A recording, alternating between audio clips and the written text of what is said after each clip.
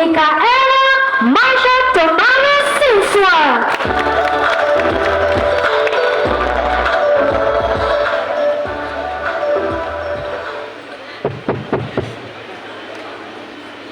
Bismillahirrahmanirrahim. Assalamualaikum warahmatullahi ta'ala wa barakatuhu. To our former governor of Maguindanao del Norte, ito yung isa sa iniidolo ko, Kakadato Sharifuddin Tukaw Mastura.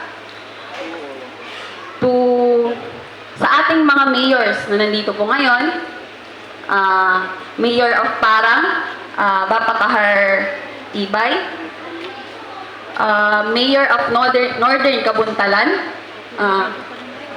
coming pa pero nandito yung kanyang Vice Mayor at only lady, no? Tita Jane and Kaka, and ang Mayor po ng Buldol, Mayor Pamia Manalo Masurong, at kasama din po niya ang kanyang Vice Mayor na si Bapa Abulais, at ang aking tito na Vice Mayor din ng Dato Udin Sinswat, Bapa Babstil Sinswat. Sa ating mga board members po na nandito ngayon, ang aking pinsan, Board Member Alexa Ashley Tumawis, Board Member Kaka Darwin Panga, Board Member Suwaib Ibay, Board Member Dato Michael Sinswat, and kay Bapa Pio Wahab Dagalangit. At ang aking lola na nandito rin po ngayon, dalawang lola. Ang nanay ng nanay ko, ang nanay ng tatay ko, nandito po sila ngayon, kompleto po.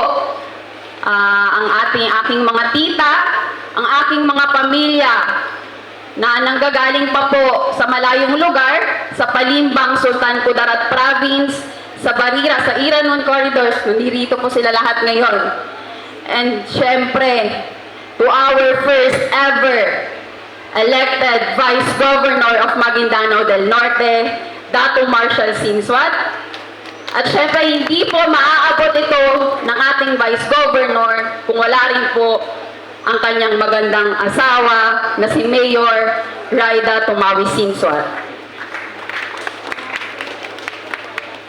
Members of the Sangguniang Bayan, department heads, all the working staff of the local government unit, honored guests, family and friends, men in uniforms, teachers, sa Lakita Nulangon, I am deeply honored and humbled for the trust you have bestowed upon me. And of course, to our Supreme Creator, Allah Subhanahu wa Ta'ala. No words can describe how grateful I am to stand before each and every one of you. All I could say is, sukran na madakal sa Kanulangon, katsukor. Tunay ng napakasaya ang makatayo sa inyong harapan at maibahagi itong napaka-espesyal na sandaling ito. Lubos akong nagpapasalamat sa walang katapusang pagbati at syempre, ang pinaka-importanteng regalo na aking matatanggap, ang inyong pagmamahal, suporta at presensya ngayong araw na ito. Once again, thank you for being part of this special day. And I welcome all of you in a spirit of most humble gratitude. Maraming nagtanong, maraming nagtaka, kung bakit sa murang edad ay papasukin ko ang posisyon na hindi birong gawin. Ang maging vice-mayor ng Dato Blati Sinswat. I could have chosen to live normally as a civilian. I could have chosen to prioritize myself first and enjoy my youth. With so many decisions I've made favorably for myself in the past, this time, I choose to be selfless. I choose to serve my people. I choose to serve Dato Blati Sinswat. Gapakayan na unanang ko iginawa ko. Gapakayan na umenjoy ako pon, kawata ko pon. Kapakaya naluwa ko sa mga pakat ko. Ugeda niya ko sa harapan no, na niya mananin na sa kanu ipinamili ko.